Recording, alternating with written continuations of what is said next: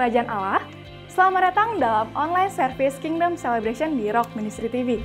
Sebelum mengikuti ibadah online, ada beberapa hal yang harus Anda pastikan terlebih dahulu. Pastikan device atau gadget Anda sudah siap dengan kuota internet dan daya baterai yang cukup untuk mengikuti ibadah. Siapkan waktu khusus untuk mengikuti ibadah online tanpa gangguan.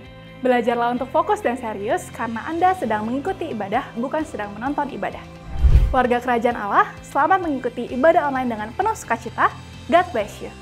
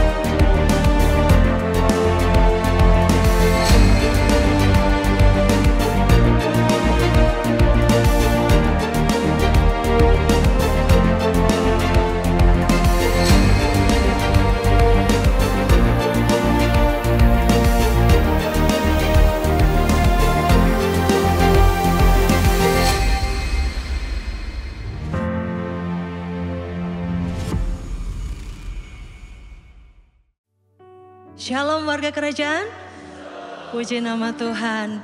Tampakkan wajah Anda yang sukacita, yang sumringah, yang semangat memuji nama Tuhan. Yuk kasih salam sama saudara-saudara kita, bangkit berdiri. Mari sampaikan berkat untuk rekan-rekan kita, supaya kita menyalurkan semangat untuk memuji nama Tuhan. Haleluya. Wow, luar biasa. Hari ini penuh dengan anugerah Tuhan, berkat Tuhan.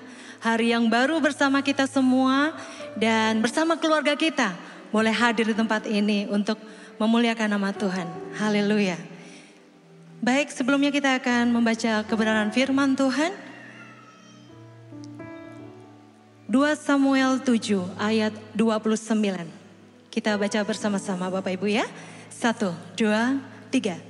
Kiranya engkau sekarang berkenan memberkati keluarga hambamu ini, supaya tetap ada di hadapanmu untuk selama-lamanya.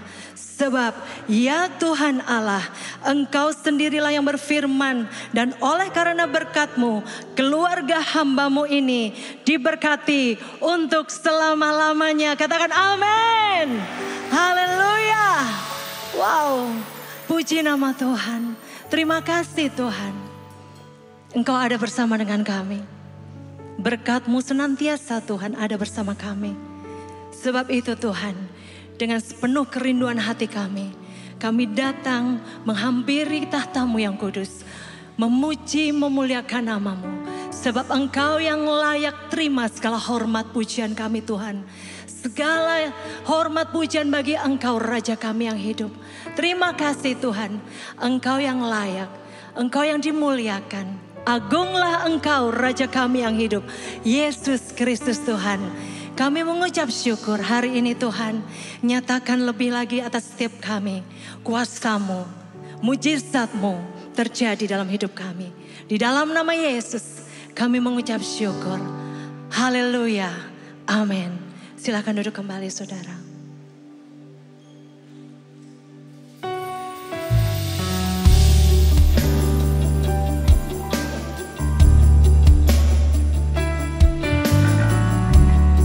Segala puji bagi Engkau Tuhan. Biarlah hati kami memuji memuliakan nama-Mu.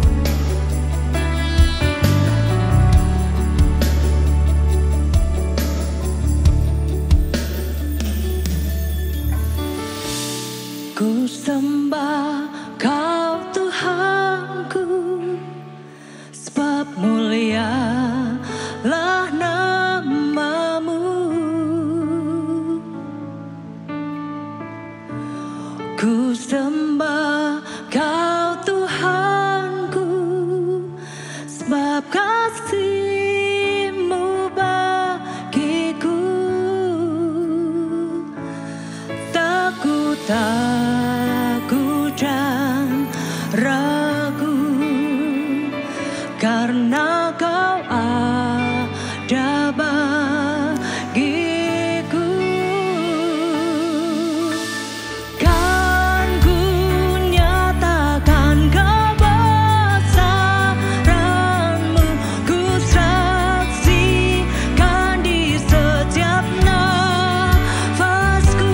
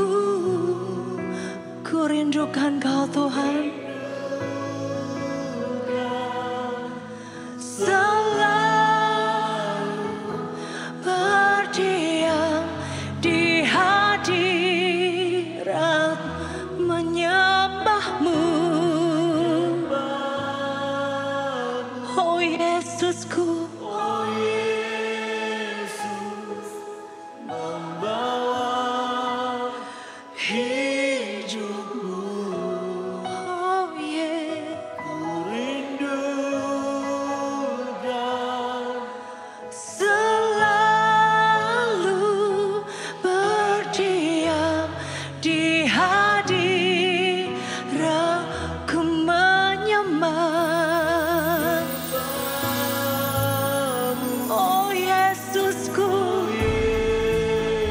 yes, membawa hidupku ku rindukan. Selalu berdiam di hadiratku menyembah-Mu. Oh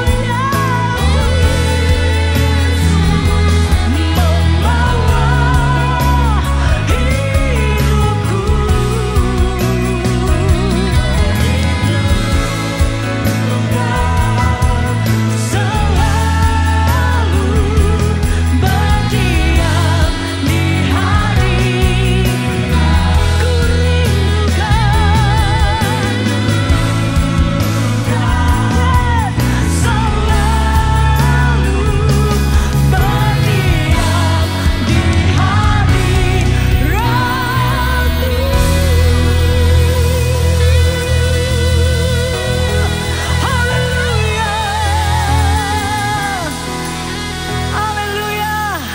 Yes Lord. Di tempat ini penuh dengan sukacita Tuhan. Katakan amin.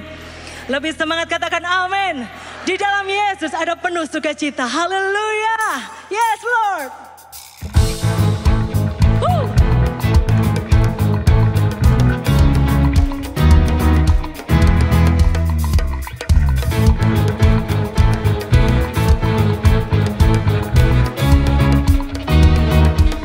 Katakan bersama. Ku temukan sukacita. Dunia takkan sanggup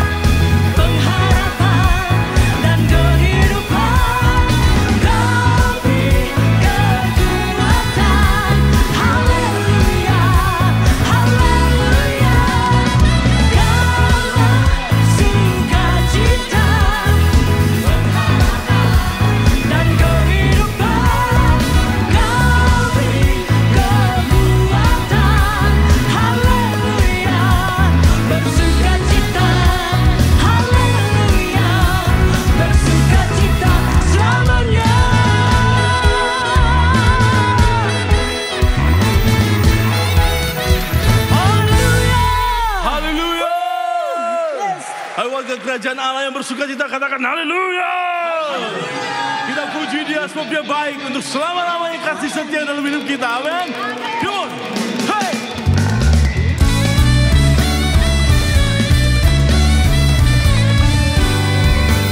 Come on, let's sing it out. Lord, you are good and your mercy endureth forever.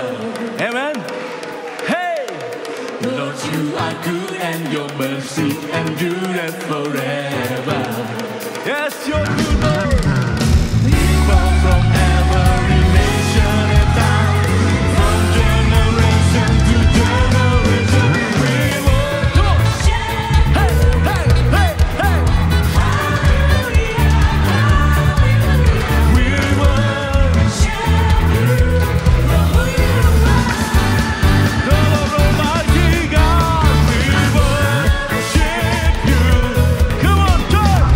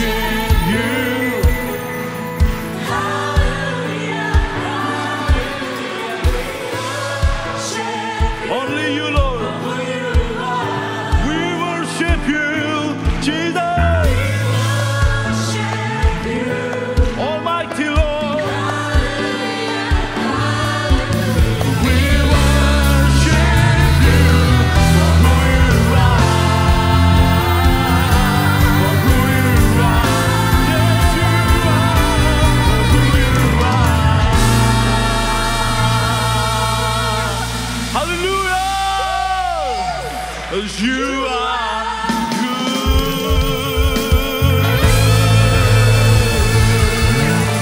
Haleluya. Haleluya. Berikan high five kanan kirimu. Tuhan Yesusku baik. Tuhan Yesusmu baik juga. Haleluya. Puji nama Tuhan. Luar biasa, silakan duduk Bapak Ibu yang terkasih dalam Tuhan.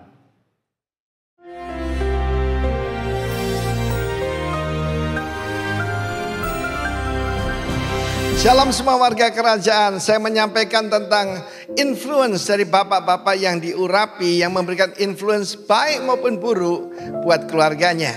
Saya sebutkan tentang Elia, orang Tisbe, lalu kemudian Hazael, the son of nobody, dan yang ketiga ini adalah Jehu bin Nimsi. Aneh sekali, sebetulnya dia punya papa namanya Yosafat, tapi di dalam bahasa Indonesia kan Jehu cucu Nimsi, artinya he's fatherless. Dia dititipkan pada kakeknya. Berapa banyak di luar sana yang papanya minggat dan dipelihara oleh kakek neneknya.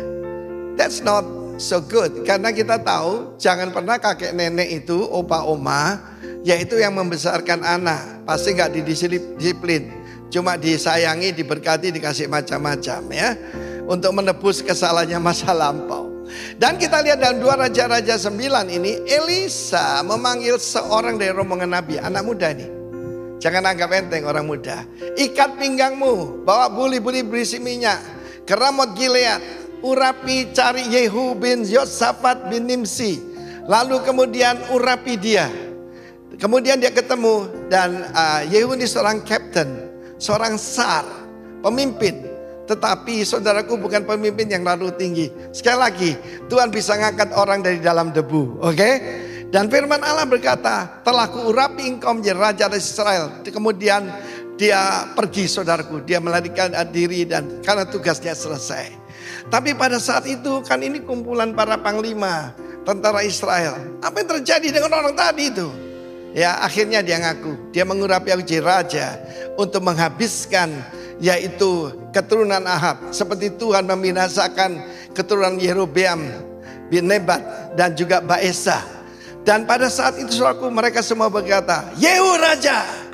Kalau saudara perhatikan pertama-tama itu kalau dia mengendarai kereta ini ya, kereta perang itu seperti orang gila katanya. Pernah ketemu orang-orang seperti itu? Ya saudaraku, seperti mau menarik perhatian pada dirinya. Something very wrong saudara.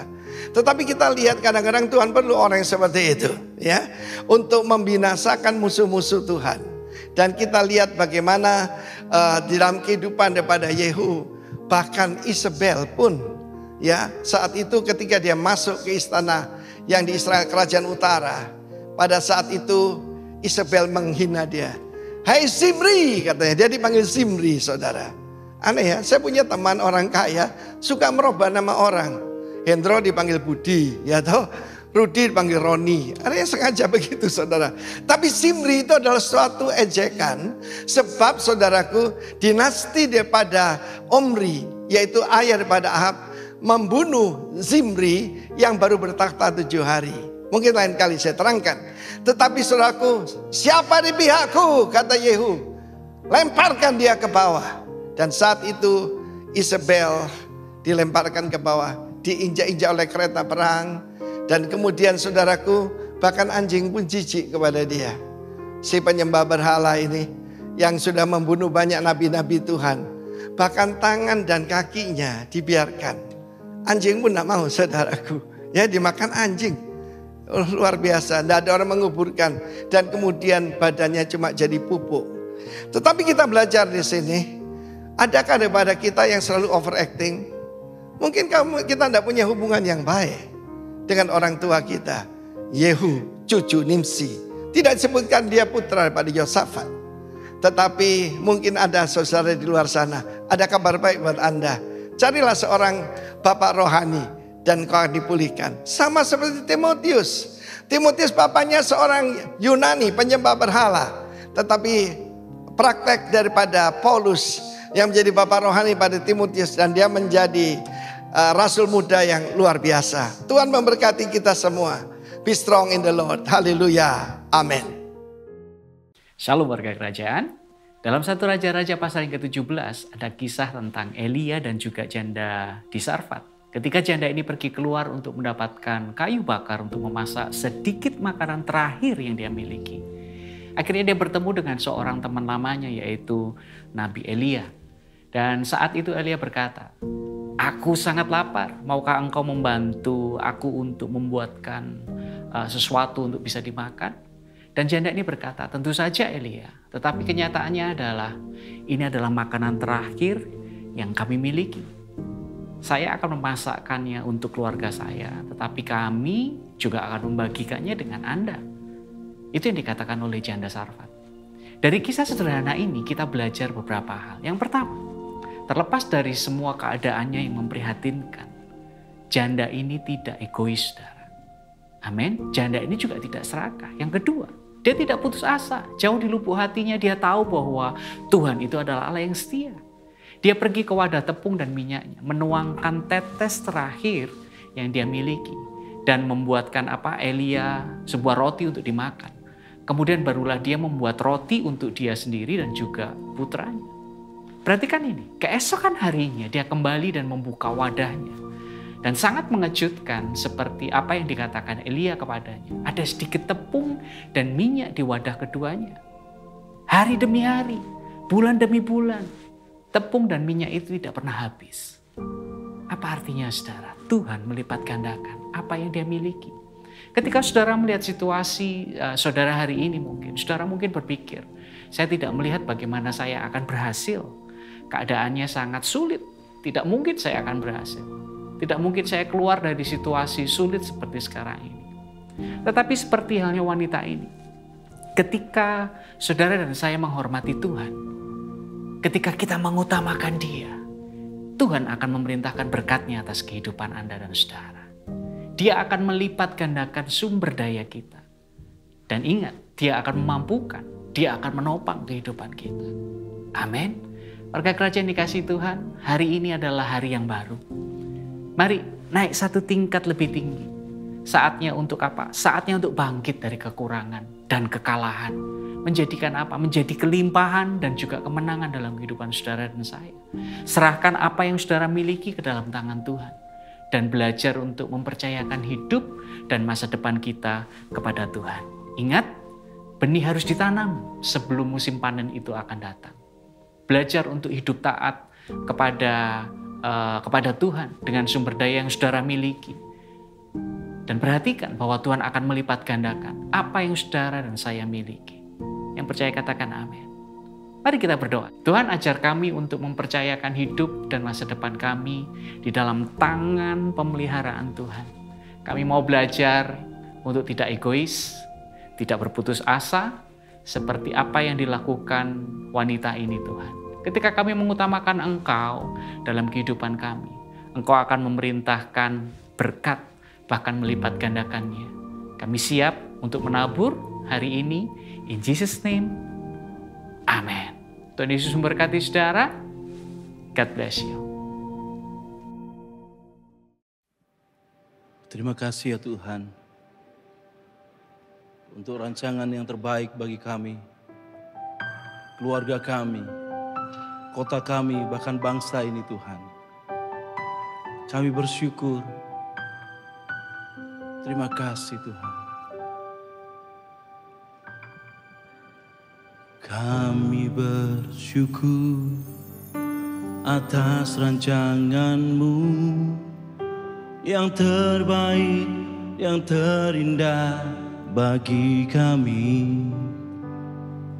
Kau memberkati kehidupan kami, melimpah dengan kasih dan anugerah. Kami bersyukur atas rancangan-Mu yang terbaik dan terindah bagi kami. Kau memberkati kehidupan kami, melimpah dengan kasih dan anugerah.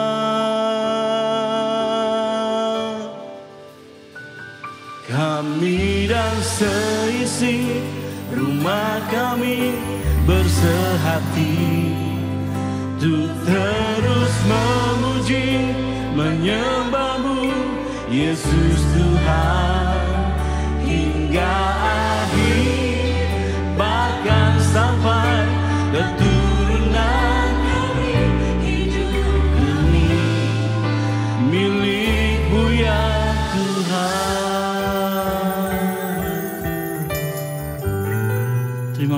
Tuhan.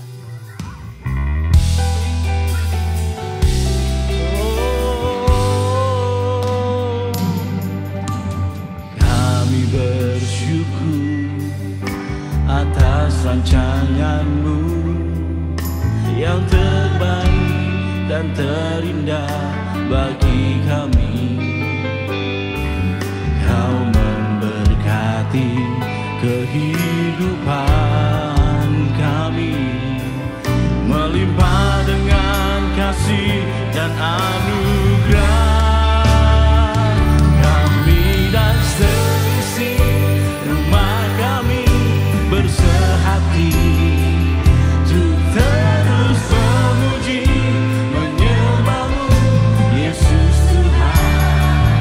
Hingga akhir badan sampai keturunan kami, hidup kami milik-Mu ya Tuhan. Kami bersyukur Tuhan, kasih setia-Mu dalam kami, keluarga kami.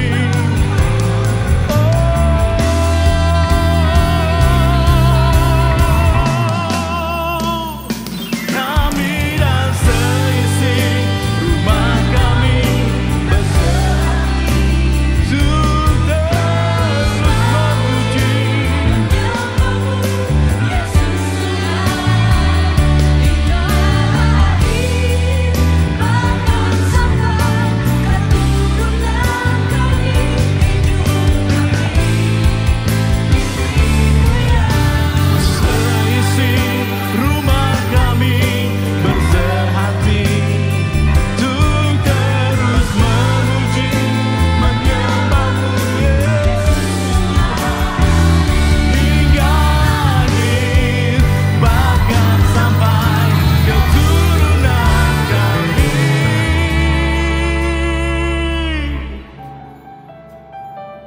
Hidup kami milik-Mu ya Tuhan. Hidup kami milik-Mu ya Tuhan.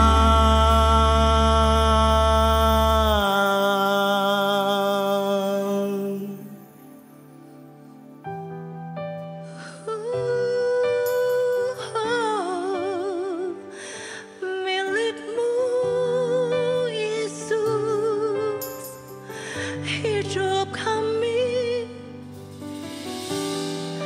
milik-Mu Yesus,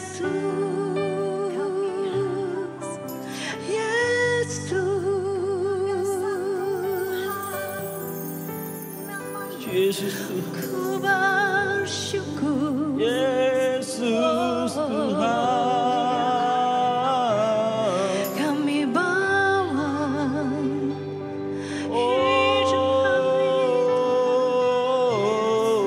Yesus. Haleluya. Shalala more anamapa. Mari setiap keluarga peluk istrimu, peluk suamimu, peluk anak-anakmu.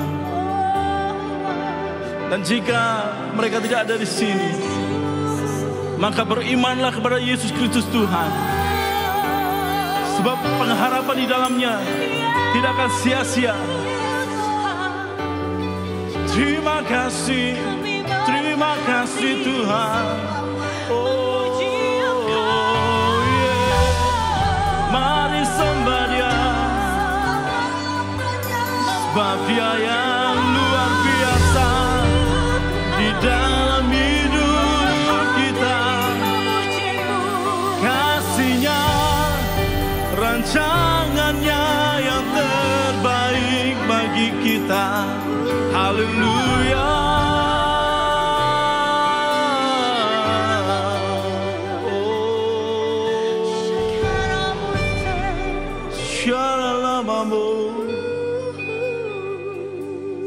Haleluya.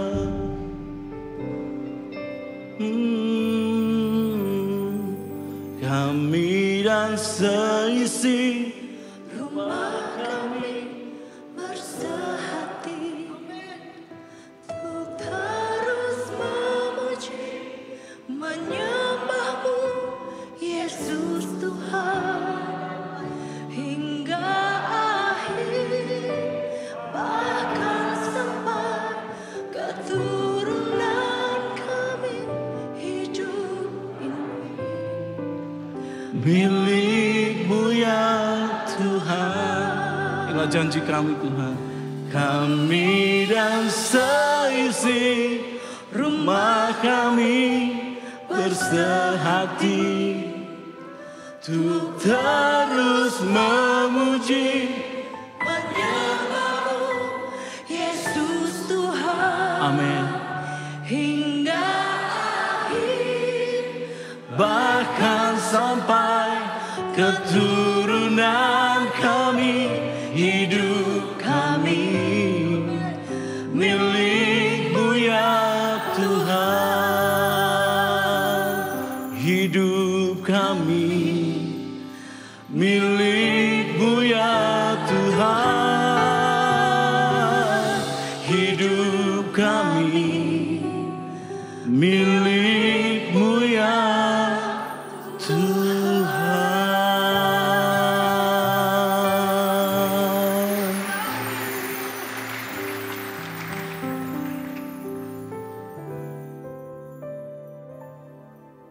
Engkau adalah pemilik kehidupan kami Tuhan. Kami berdoa pagi hari ini biarlah firman-Mu mengajari kami semua. Pakai lidah hamba-Mu ini Tuhan untuk menyampaikan isi hati-Mu. Khususnya untuk para keluarga, untuk para ayah yang ada di tempat ini. Untuk bisa mengatur rumah tangganya, mendidik rumah tangganya dengan baik. Sehingga anak-anaknya hidup di dalam kebenaran firman Tuhan. Sehingga anak-anak kami semua Tuhan memiliki masa depan yang cerah di dalam Engkau.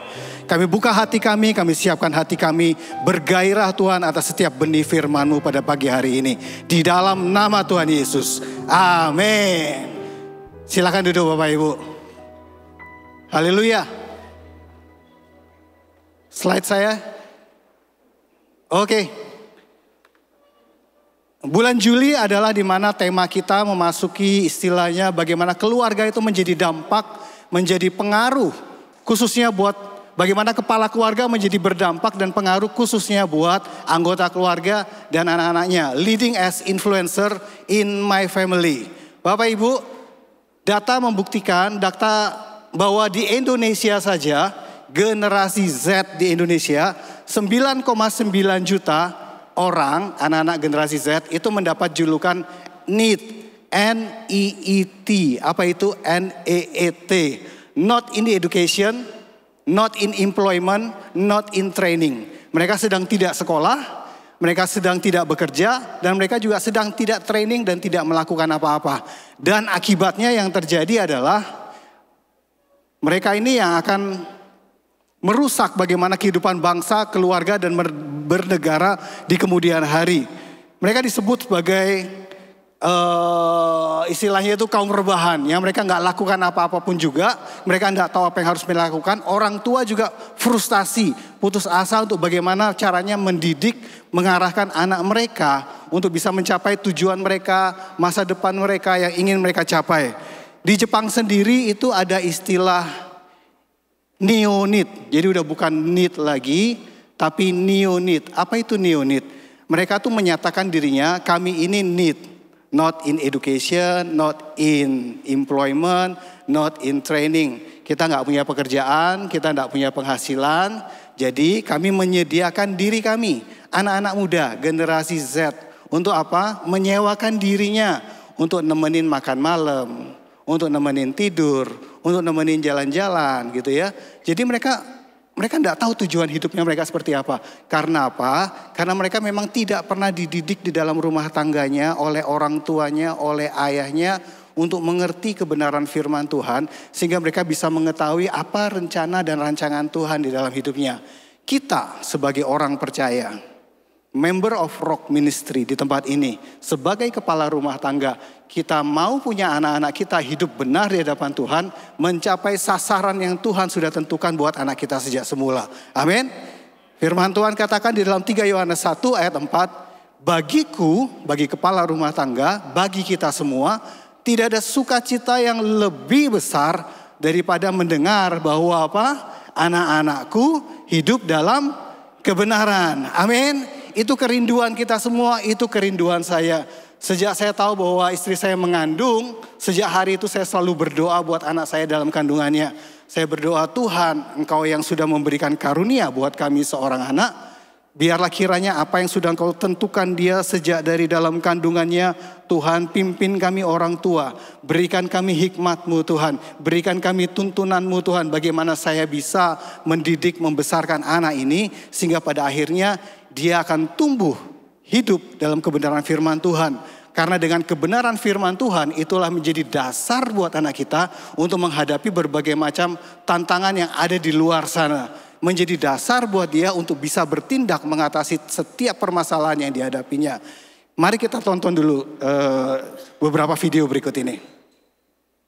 Oh, sebelum kita tonton, maaf, keluargaku, judul khotbah saya hari ini adalah keluargaku, mesbahku, dan pelayananku. Buat saya, prioritas nomor 1 adalah hidup benar di hadapan Tuhan. Tuhan itu nomor 1, kemudian nomor 2 adalah keluarga saya. Saya menempatkan prioritas itu dengan benar urutan-urutannya karena saya tahu itu penting. Supaya keluarga yang saya pimpin tidak menyimpang ke kiri maupun ke kanan daripada jalan yang Tuhan sudah berikan pada kita. Saya mau kami suami istri hidup bahagia, menikmati pernikahan kami, dan kami juga bisa menikmati hasil didikan terhadap anak yang kami didik. Sehingga bisa melihat pada hari tua kami berkat anak cucu yang Tuhan sudah sediakan untuk mereka tetap tinggal di dalam Tuhan. Kita saksikan dulu yang satu ini. Oh, hold on just a minute there, Buster. Dad, I'm supposed to pick up Emily in like 10 minutes. I gotta go. Well, Emily can wait for a little bit, can't she? You got a minute to talk to your old man, don't you? Have a seat.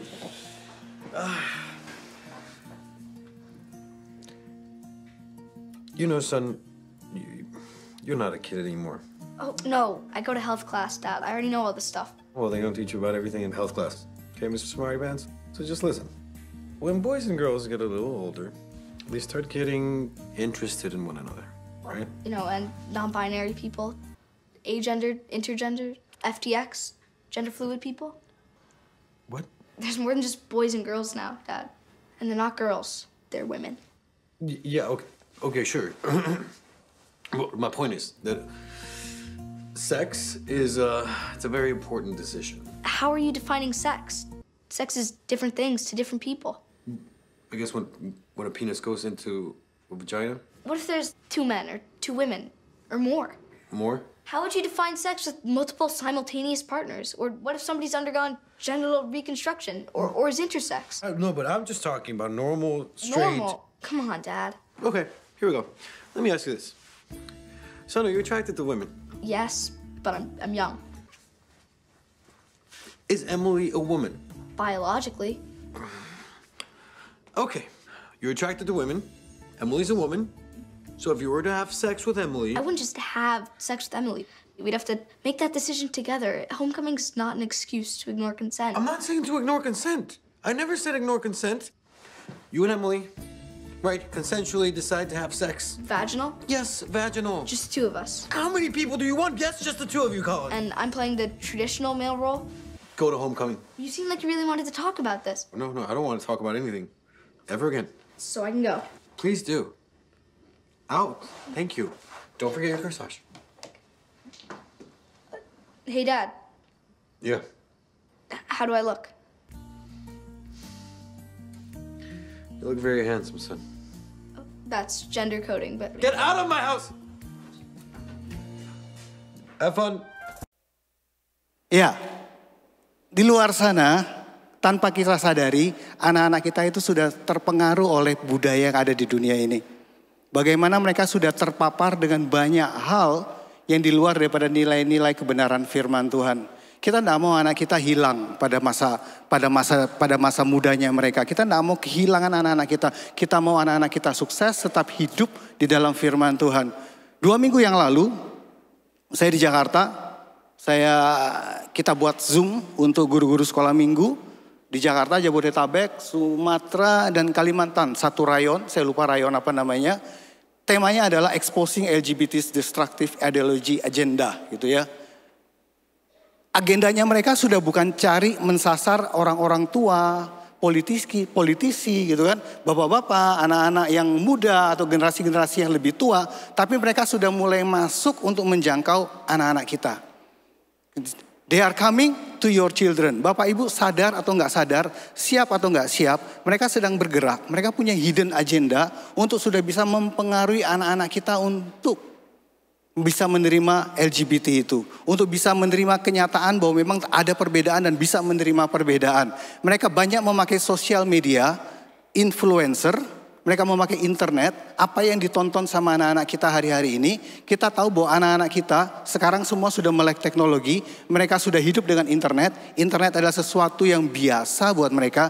Survei mengatakan bahwa satu hari anak kita itu 3 jam bersosial media. Bapak Ibu kalau tidak pernah menginvestasikan waktu kita kepada anak-anak, memberitahukan kebenaran firman Tuhan, mengajari tentang jalan-jalan Tuhan bagi mereka, maka mereka akan dipengaruhi oleh dunia ini. Dan kita nggak mau anak kita jadi seperti itu. Dan sudah bukan cuman mereka udah masuk ke dalam sekolahan, pendidikan, politik dan segala macam. Mereka sedang masuk ke dalam dunia anak-anak, film-film yang mereka tonton, Instagram yang mereka lihat, TikTok yang banyak mempengaruhi mereka. Disneyland yang di Amerika ada salah satu shop di dalamnya gitu kan, yang jualan pernak-pernik untuk anak perempuan, beli baju dress peri, beli bandonya, topinya, segala macam yang temanya adalah princess.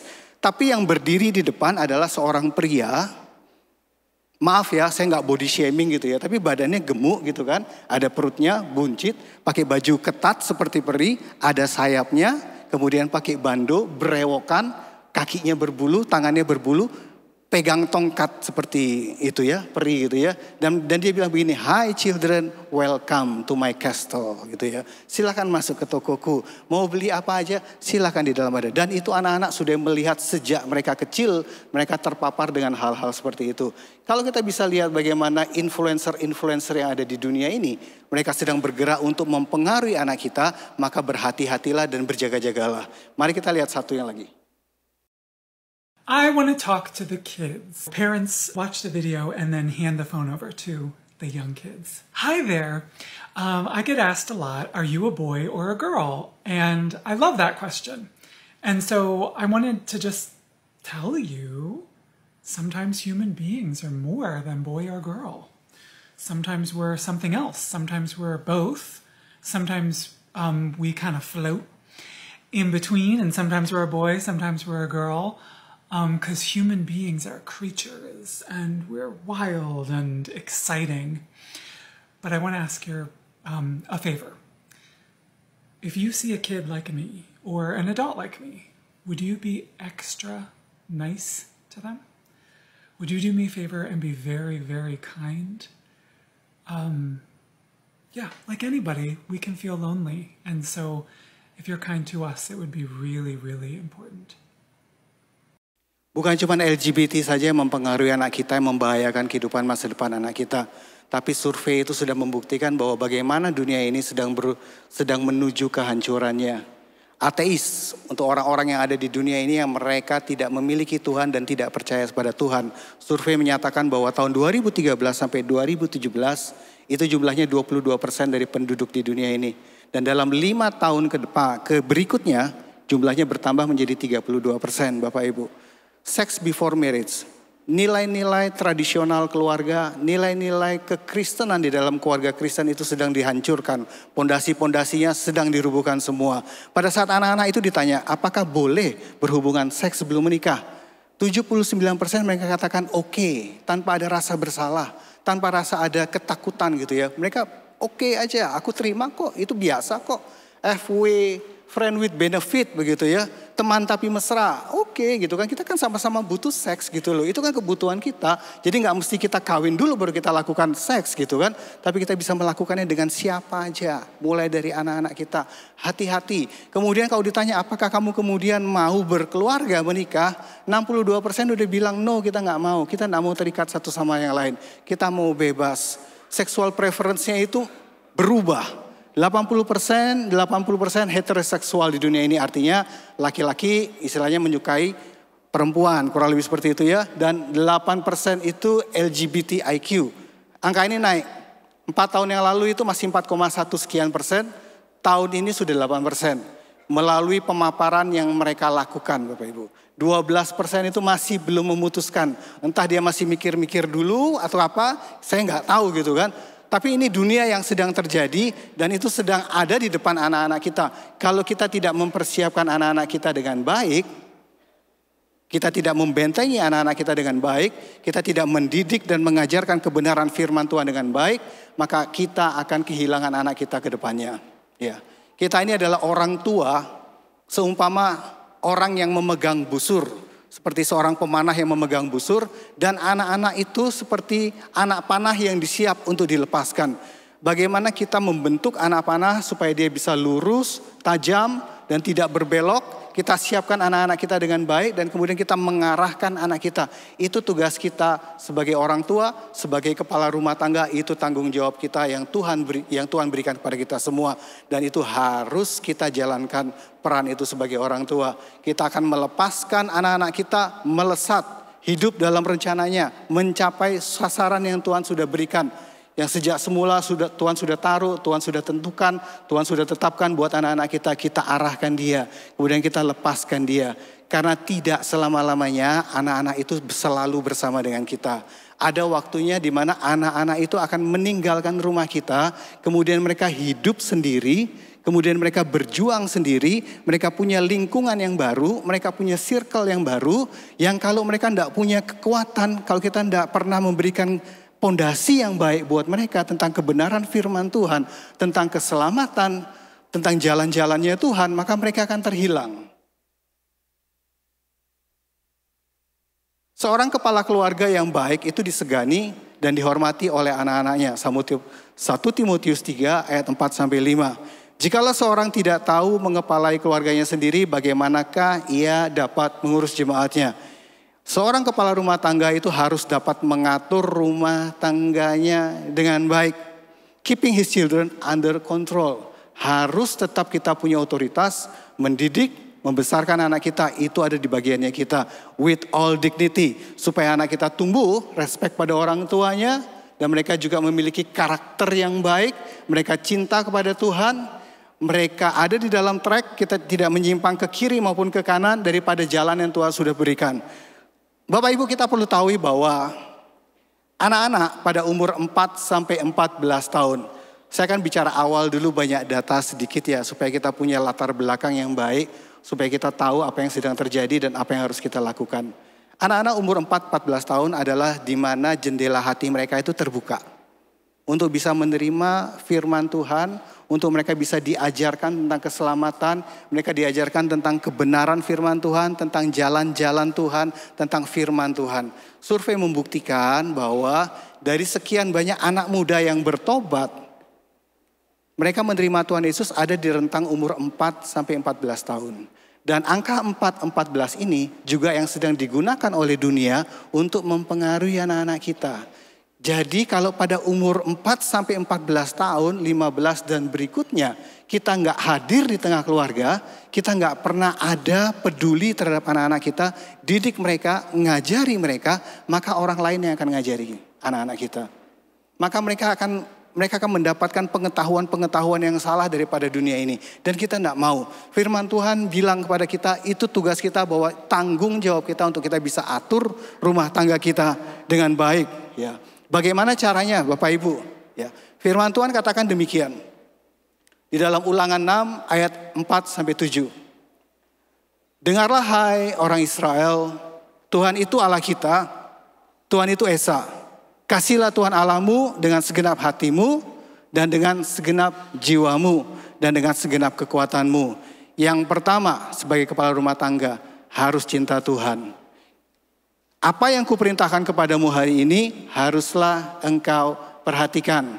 Setiap dari kita kepala rumah tangga harus punya hubungan intim dengan Tuhan, harus punya hubungan yang mesra dengan Tuhan, harus membangun persahabatan dengan Tuhan, harus dengar firman-Nya, baca firman-Nya, men-sharing, mencatat, melakukannya menjadi contoh bagi anak-anak kita. Haruslah engkau mengajarkannya berulang-ulang kepada anak-anakmu dan membicarakannya. Kapan? Apabila engkau duduk di rumahmu, apabila engkau sedang dalam perjalanan, apabila engkau berbaring, dan apabila engkau bangun. Firman Tuhan mengajarkan kita bahwa, hai ayah, kepala keluarga, belajarlah untuk intim dengan Tuhan. Hiduplah benar di hadapan Tuhan. Karena itu yang akan jadi modal kita untuk kita bisa mengajari anak kita. Saya selalu bicara dalam parenting, bicara tentang modal, model, dan motor. Modal adalah bagaimana kita menginvestasikan nilai-nilai kebenaran buat anak-anak kita.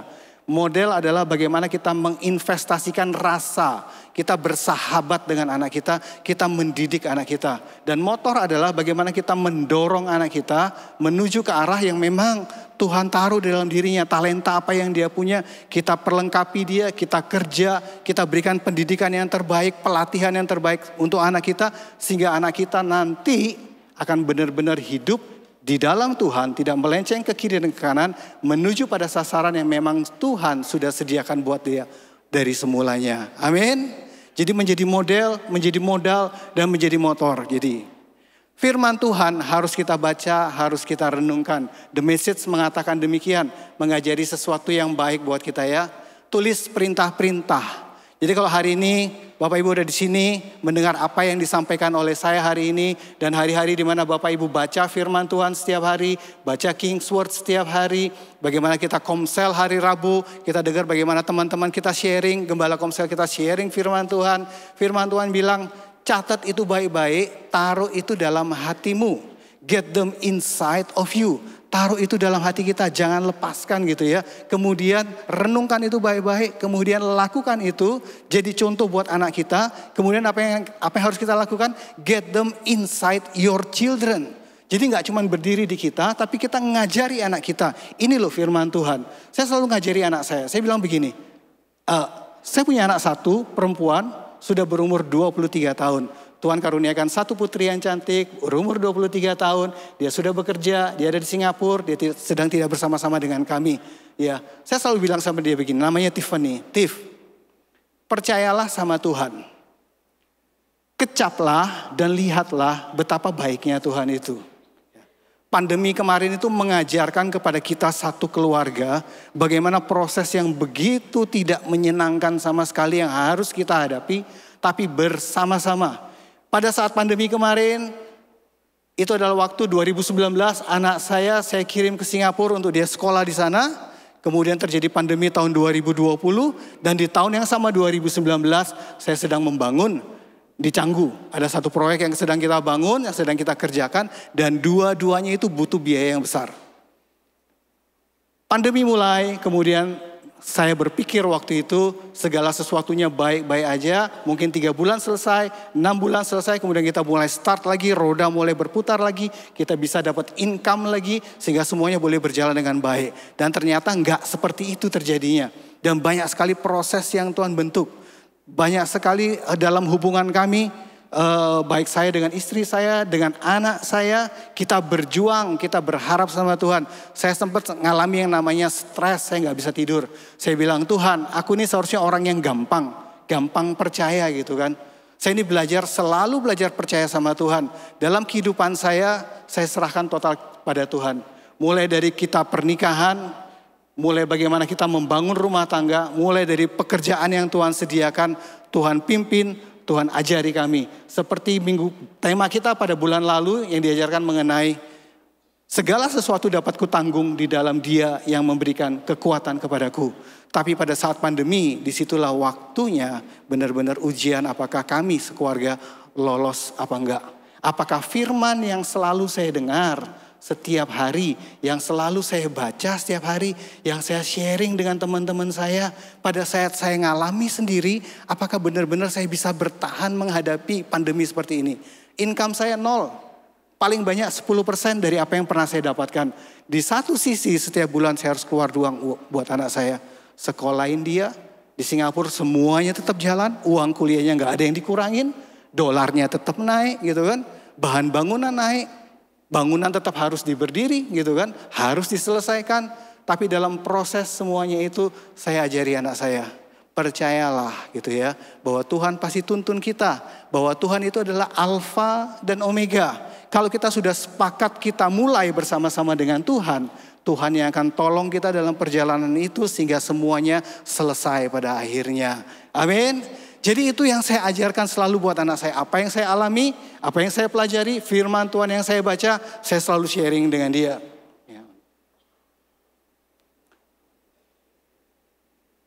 Ilmu hati. Ilmu hati ini adalah bagaimana kita merenungkan firman Tuhan, Pak Ibu. Saya selalu mengajarkan di komsel saya ngajarin anak saya ngajarin orang-orang terdekat sama saya, punyalah ilmu hati di dalam hidup ini. Sejak saya bertobat tahun 89, waktu itu di Denpasar Press Center, mungkin Tante Kristi masih ada, Pak Arifin yang khotbah, Om Sam Sakota dan sebagainya. Saya terima Tuhan Yesus di sana, latar belakang saya bukan orang Kristen. Sejak hari itu saya siapkan hati saya, Tuhan aku ini hamba-Mu. Aku ini hamba Tuhan, pakai Tuhan apa yang Kau mau. Saya belajar menyerahkan diri total kepada apa rencana Tuhan dalam hidup saya. Dan saya punya ilmu hati untuk supaya bisa saya itu berbuah dalam kehidupan saya. Saya mau menghasilkan buah yang tetap, menjadi berkat, menjadi kemuliaan bagi nama Tuhan. Bagi orang-orang yang Tuhan yang ada di sekitar saya. Supaya bagaimana buah saya tetap dan menghasilkan 30 kali, 60 kali, dan 100 kali ganda. Itu ada di dalam Markus pasal 4 ayat 1 sampai 20. Markus pasal 4 ayat 1 sampai 20 itu berbicara mengenai perumpamaan tentang seorang penabur. Bagaimana benih itu ditabur di pinggir jalan, di tanah yang berbatu. Kemudian apa? Kemudian jatuh di tanah yang penuh dengan semak duri dan kemudian di tanah yang baik gitu ya. Jadi saya pakai perumpamaan itu untuk saya menerima firman Tuhan apa yang saya harus lakukan. Ada 4 H gitu. Saya lanjut yang ini. Ya, ada 4 H Bapak Ibu. H yang pertama adalah hati yang luas. Bagaimana kita menyiapkan hati kita seluas-luasnya terhadap benih firman Tuhan yang kita terima. Jangan pernah bosan baca firman Tuhan. Jangan pernah bosan dengar khotbah. Jangan pernah bosan datang ke komsel untuk dengar sharing daripada teman-teman kita. Jangan pernah bosan untuk merenungkan firman Tuhan. Baca firman Tuhan setiap pagi. Renungkan firman Tuhan setiap pagi, Pak Ibu. Saya nggak pernah berhenti untuk apa yang Tuhan mau ajarkan buat saya selalu terima. Saya bilang, Tuhan aku gak pernah tahu firman yang Kau berikan ini kapan waktunya akan aku gunakan. Tapi biarlah itu ada di dalam hidupku. Jika suatu saat nanti ada masalah yang aku hadapi, seperti pandemi kemarin, aku sanggup melaluinya bersama-sama dengan Engkau. Setiap hari saya baca firman Tuhan. Sejak kami menikah dari gereja, saya diberikan Alkitab, ada berisi tanda tangannya Pak Arifin. Saya selalu duduk, saya memberi contoh buat anak saya. Saya baca itu ada di meja makan saya. Setiap kali dia bangun, dia duduk, dia minum susu. Dia lihat saya baca firman Tuhan. Dia lihat saya menulis sesuatu di sana. Saya coret-coret Alkitab saya. Dan itu selalu berlangsung hampir setiap hari. Kemudian ke gereja saya bawa Alkitab itu. Dan anak saya lihat papanya baca. Papanya bawa, kemana-mana bawa gitu kan. Jadi saya mempersiapkan everyday gitu kan setiap hari. Dan sejak saya bertobat kita ikut namanya SOM, Sekolah of Ministry waktu itu ya Pak Jeffrey. Sekarang namanya Kingdom Journey. Saya lulus angkatan pertama, para penatua yang ngajar waktu itu. Sejak hari itu saya mulai selalu belajar. Saya belajar waktu kuliah, saya belajar tentang hati Bapa. Saya belajar tentang gambar diri, karena gambar diri dulu saya rusak. Saya itu tidak mungkin berdiri hari ini kalau gambar diri saya rusak. Saya juga ngajari anak saya hari ini, kalau dulu papamu ini pemalu, papamu ini introvert gitu kan. Hari ini Papa ada cuma mau ngasih tahu sama kamu. Apapun yang Tuhan perintahkan kalau memang itu dari Tuhan, lakukan saja. Tuhan yang akan memperlengkapi kamu. Karena dalam beberapa kali anak saya selalu menyerah dalam kehidupannya. Di dalam perjuangannya bagaimana dia dapat pekerjaan, bagaimana dia menyelesaikan sekolahnya. Dia selalu bilang, Pak, Tiffany gak sanggup. Saya cuma bisa bilang begini sama dia, Tiff kamu bisa. Anak saya juga sama kayak saya, introvert. Dia gak pandai bicara di depan. Dia orangnya itu cuma diem, suka gambar, suka desain. Sosial medianya juga nggak banyak gitu kan ya. Kalau orang ekstrovert itu kan, wow sharing. Dia nggak seperti itu. Tapi suatu kali pada saat di perusahaannya dibilang begini, kamu harus jualan lewat TikTok secara online gitu kan. Zaman sekarang kan orang jualan lewat TikTok gitu ya, online gitu kan. Dan dia sharing, dia punya link TikToknya itu. Dan kemudian saya lihat dia di TikTok itu kan bagaimana dia bicara in English gitu ya, lancar. Dia jualan sepatu gitu kan, dia jualan apa lagi ya, tas dan segala macam. Untuk bisa bagaimana dapat pembeli, menyaring pembeli gitu kan. Dan saya dengerin dia 1 jam bicara, saya cuma bisa bilang begini, Tuhan kalau aku menyerah dalam hidupku, belum tentu anakku bisa ada di situ hari ini. Oleh karena saya jadi contoh, saya nggak mau menyerah. Anak saya juga belajar untuk dia nggak jadi menyerah. Amin. Saya belajar banyak, saya buka hati saya seluas-luasnya. Kemudian gak cukup dari situ, ya selesai kita nikah, kita pulang ke Bali, saya belajar tentang parenting, saya belajar tentang bagaimana leadership. Pak Jimmy ngajak saya untuk bagaimana menjangkau. Ada Pak Yosef di sini, ada Pak Teja saya lihat, ikut Hagai, belajar lagi. Kemarin kalau nggak pandemi, saya 1 bulan ada di Hawaii Pak ya. Di Hawaii untuk belajar lagi tentang firman Tuhan. Bagaimana menjangkau, bagaimana menjadi berpengaruh bagi orang-orang di sekeliling kita untuk memenangkan jiwa bagi Yesus. Gak berhenti dari situ. Saya buka hati saya belajar apa? Saya ikut kelas STT Kingdom, MTH. Tahun 2022 ya Pak Jeff ya. Saya diwisuda jadi MTH. Berhenti dari situ? Enggak. Tahun 2023 kemarin. Saya belajar apa? BBCA bersama-sama dengan Pak Jeff.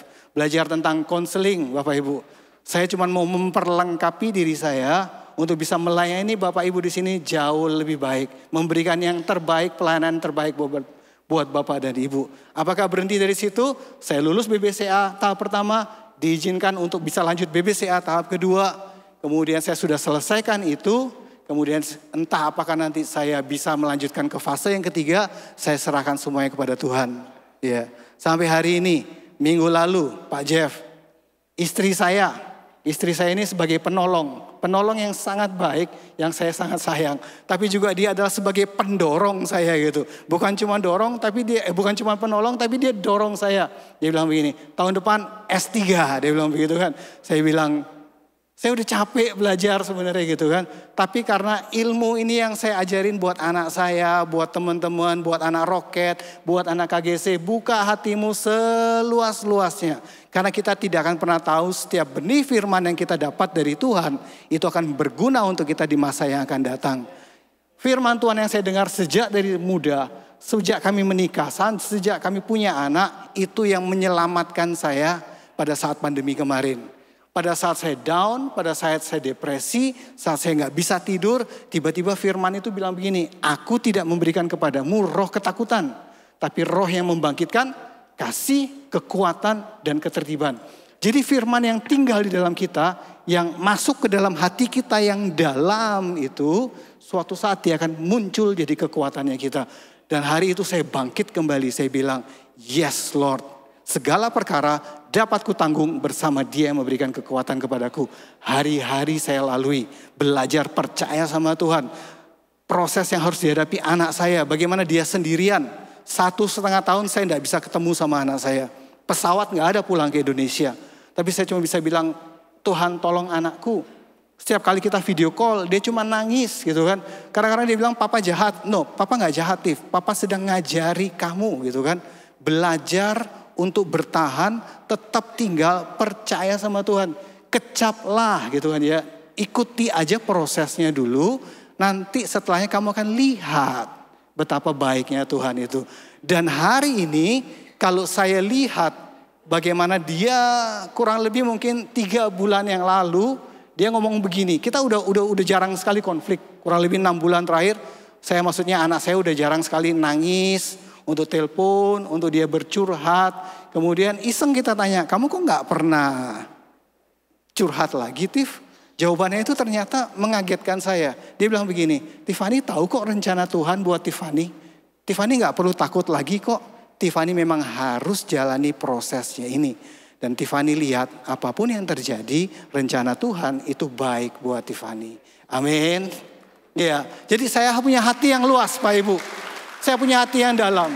Firman Tuhan bukan saya terima, saya cuma dapat begitu aja. Tapi saya selalu belajar menulis. Sejak dulu saya suka menulis. Karena guru saya ngajari saya, kalau kamu mau pinter gitu ya, mau dapat bisa menjawab soal-soal dengan baik, bangun pagi-pagi, keramas, apa yang kamu ingat kamu tulis. Dengan demikian itu jadi semacam apa ya, booster untuk saya bisa lebih ingat lebih banyak lagi. Jadi saya selalu nulis dan anak saya lihat. Apa yang saya tulis di Alkitab saya, di iPad saya dan sebagainya. Dan itu juga dia lakukan seperti itu. Dan kita punya hati yang percaya tadi dan hati yang selalu bergairah kepada Tuhan. Saya kalau keliling Komsel gitu ya, saya senang dengar GKM saya khotbah.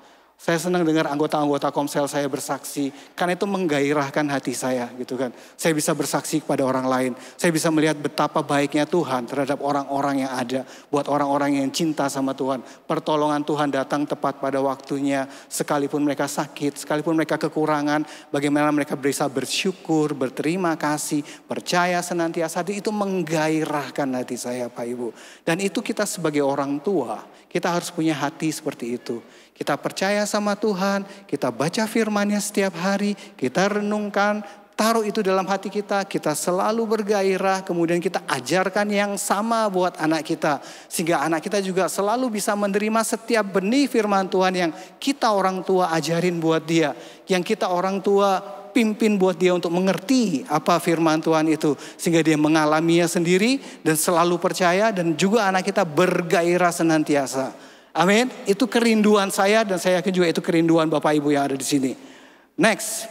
Dengan demikian kalau kita hidup percaya Tuhan, cinta Tuhan. Kita hidup dalam kebenaran firman Tuhan. Kita merenungkan firman Tuhan. Kita melakukannya. Kita jadi contoh buat anak kita.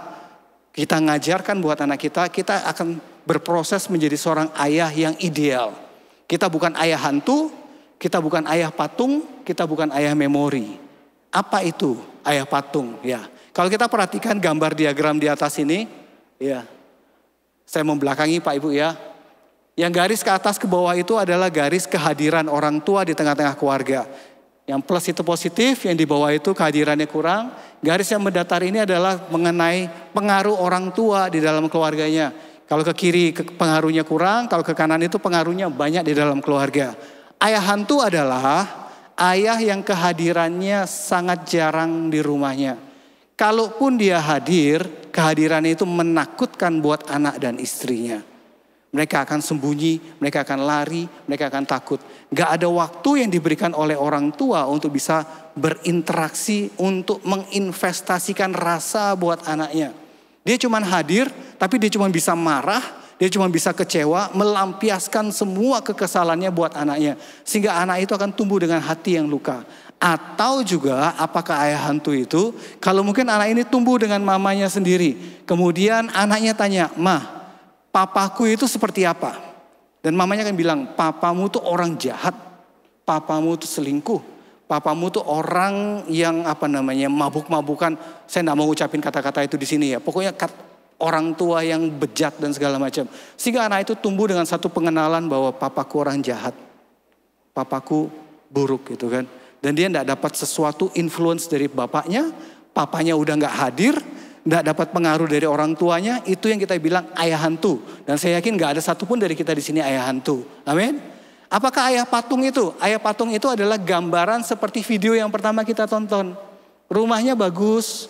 Pakaiannya bagus, pekerjaannya oke, dia mencukupi segala kebutuhan anaknya, sekolahnya, makanannya, pendidikannya, lesnya dan segala macam. Kemudian tapi dia tidak memberikan yang namanya modelnya oke, yang 3M tadi itu ya, modal motor, modelnya oke, gambarannya bagus, setia sama pasangannya, pekerjaannya bagus, posisinya tinggi gitu kan. Dikenal sama orang baik gitu kan, di lingkungannya baik, gak aneh-aneh. Tapi modalnya kurang, motornya kurang. Artinya apa? Ayah ini tidak pernah menginvestasikan waktunya bersama-sama dengan anaknya. Gak ada investasi rasa untuk tinggal menjadi sahabat, mendisiplin anaknya. Itu ayah patung gitu ya. Kemudian ayah memori. Apa itu ayah memori? Ayah memori itu adalah anak itu mungkin pernah punya ayah. Dulu pernah hidup, kemudian papanya meninggal. saat ditanya sama keluarganya, mungkin dia tanya sama mamanya, "Ma, papaku itu seperti apa?" Mamanya bilang, "Papamu itu cinta Tuhan, papamu itu hamba Tuhan, papamu itu setia sama mama." Ya, memang mungkin sudah waktu Tuhan berkehendak, Tuhan panggil dia terlebih dahulu, tapi kamu punya ayah yang baik gitu kan. Pengaruhnya ada baik buat anak itu, tapi kehadirannya kurang gitu ya. Jadi modalnya kurang, modelnya kurang, tapi dapat impact, dapat pengaruh, punya di memori anak itu bahwa ayahku itu orang baik gitu ya. Jadi itu adalah ayah memori. Dan yang kita mau semua kita ada di kuadran nomor 1, yaitu ayah ideal. Bagaimana kita berfungsi sebagai ayah menjadi apa? Imam, nabi, dan raja. Menjadi model, modal, dan motor buat anak-anak kita, Pak Ibu ya. Apakah ayah ideal atau good father, Pak Arifin mengasih namanya itu a good father gitu ya. Menjadi seorang imam, apakah seorang imam itu? Seorang imam itu berdiri di hadapan Tuhan, mempertanggungjawabkan keluarganya di hadapan Tuhan. Bagaimana pertumbuhan rohani anak-anaknya, bagaimana agar anak-anaknya bisa menerima keselamatan daripada Tuhan. Bagaimana anak-anaknya bisa berjalan dalam kebenaran firman Tuhan. Bagaimana dia mendidik, mengajar anak-anaknya untuk hidup cinta di dalam Tuhan. Kemudian ayah sebagai nabi adalah ayah mewujudkan gambar Allah Bapa di tengah-tengah keluarganya. Bagaimana dia menyatakan kasih Tuhan. Bagaimana dia memberikan pengampunan, bagaimana dia menjadi provider, menjadi sumber bagi keluarganya, tapi juga dia melakukan pengajaran-pengajarannya, tidak lupa memberikan pendidikan, didikan, disiplin bagi anak-anaknya. Disiplin itu penting buat anak-anak kita. Saya meskipun anak saya tunggal, 1 cewek cantik, luar biasa, saya gak pernah manjain anak saya. Kalau dia salah, saya hukum. Ukurannya seberapa tergantung salahnya seperti apa. Buat saya lebih baik anak saya nangis waktu dia kecil, waktu dia saya didik, daripada nanti dia yang buat saya nangis. Saya tidak mau seperti itu. Lebih baik saya lihat dia nangis sekarang, dia tahu yang salah, dia tahu mana yang benar, dia harus tahu apa yang dia lakukan, dia harus tahu kebenaran firman Tuhan, daripada nanti dia yang bikin kita nangis. Saya tidak mau seperti itu. Saya mau investasi benar-benar untuk anak saya hidup dalam Tuhan. Itu adalah fungsi kita sebagai seorang nabi. Sebagai seorang raja, kita harus tahu potensi anak kita. Apa talentanya, apa karunia yang Tuhan kasih. Kemudian kita jadi motor buat anak-anak kita. Kita dorong dia, kita tuntun dia pada saat dia nggak sanggup, pada saat dia nggak mampu. Kita berikan dia semangat gitu kan. Kita tahu visi dan rencana untuk keluarga kita masing-masing. Mau kemana keluarga ini kita bawa. Kita nggak hidup tanpa arah. Kita tahu tujuan yang Tuhan berikan buat kita. Untuk anak kita dan untuk dan untuk masa depannya. Sehingga pada saat nanti anak kita keluar dari rumah, karena nggak selamanya anak itu akan tinggal selalu bersama-sama dengan kita. Ada waktunya mereka akan keluar, mereka akan sendiri, mereka akan berjuang sendiri. Sehingga Pak Ibu, pada saat kita berfungsi sebagai seorang imam, nabi, dan raja, kita menjadi ayah yang ideal. Anak-anak kita itu sudah punya dasar yang kuat, sudah punya benteng yang kokoh untuk menghadapi berbagai macam godaan, cobaan, tantangan yang ada di dunia ini. Sehingga pada saat mereka mengalami semuanya itu, firman Tuhan yang kita ajarkan, kebenaran, nilai-nilai kerajaan yang kita ajarkan buat mereka, itu jadi bagian mereka, jadi kekuatan mereka, sehingga mereka keluar menjadi pemenang atas setiap masalah mereka. Amin. Ya, saya akan selesai. Bagi para ayah yang setia kepada Tuhan, yang cinta kepada Tuhan, yang merenungkan firman Tuhan siang dan malam, kemudian menjadi model, modal, dan motor buat keluarganya. Demikianlah firman Tuhan katakan. Di dalam Mazmur 112 ayat 1-3. Haleluya, berbahagialah orang yang takut akan Tuhan, yang sangat suka kepada segala perintahnya. Berbahagialah para orang tua, berbahagialah para ayah yang hidupnya cinta dan takut akan Tuhan, yang sangat suka kepada segala firman dan perintahnya. Anak cucunya akan perkasa di bumi, angkatan orang benar akan diberkati. Harta dan kekayaan ada dalam rumahnya, kebajikannya tetap untuk selama-lamanya. Amin. Tuhan Yesus memberkati Bapak Ibu. Mari kita berdoa. Pemain musik silakan masuk.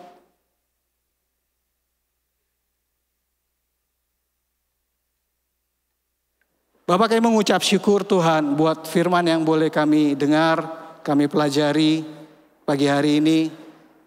Ajari kami Tuhan sebagai kepala keluarga, calon kepala keluarga juga Tuhan.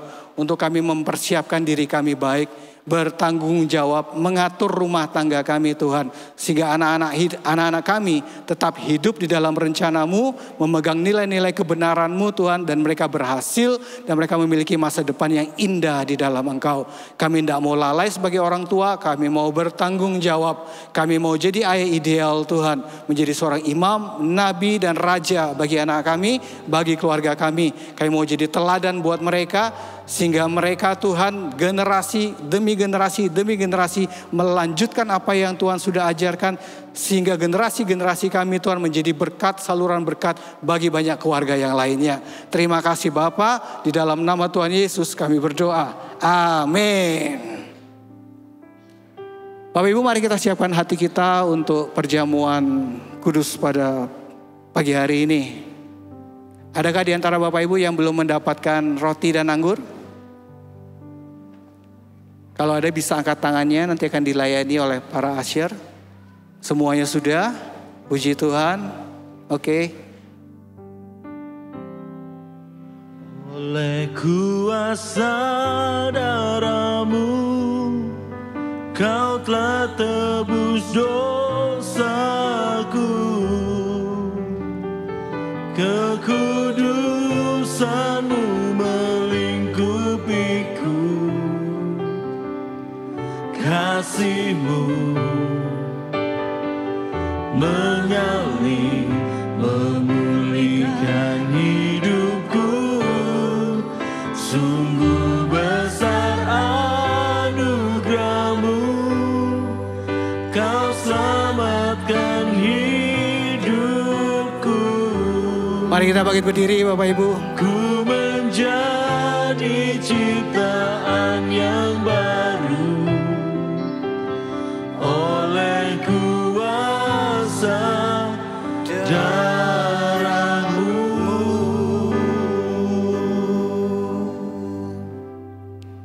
Pagi hari ini kita mengingat kebaikan Tuhan. Kita mengingat bahwa kita adalah milik Tuhan. Kita bukan milik iblis, kita milik Tuhan karena kita sudah ditebus oleh darah-Nya yang mahal. Hidup kita diselamatkan, kita diberkati oleh karena Kristus. Bapak Ibu, mari kita angkat tinggi roti di atas kepala kita. Bukankah roti yang merupakan lambang daripada tubuh Kristus ini adalah merupakan persekutuan kita dengan tubuh Kristus? Mari kita makan dalam nama Yesus.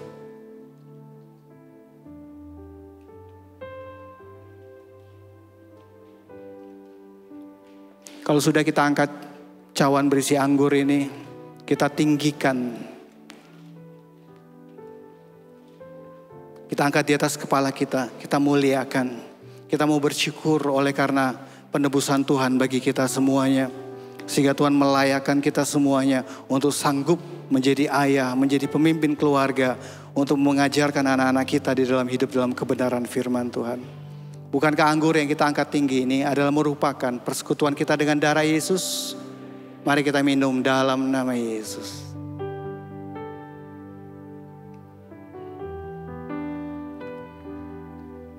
Haleluya. Terima kasih Tuhan. Sungguh Engkau baik buat kami. Tiada terukur kasih-Mu Tuhan. Sungguh indah rencana-Mu bagi kami. Kau punya rencana yang indah buat keluarga kami Tuhan. Kau punya masa depan, kami memiliki masa depan yang indah buat anak-anak kami. Oleh karena kasih-Mu yang begitu besar bagi kami Tuhan. Terima kasih sekali lagi Tuhan Yesus buat keselamatan yang boleh kami terima. Oleh karena anugerah-Mu Tuhan. Sungguh Engkau baik. Kami akan mau tetap tinggal di dalam Engkau. Kami mau berdampak Tuhan bagi-Mu, buat keluarga kami, dan buat orang-orang di sekeliling kami. Sekali lagi kami mengucap syukur padamu Bapa, di dalam nama Tuhan Yesus. Amin. Silakan duduk Bapak Ibu.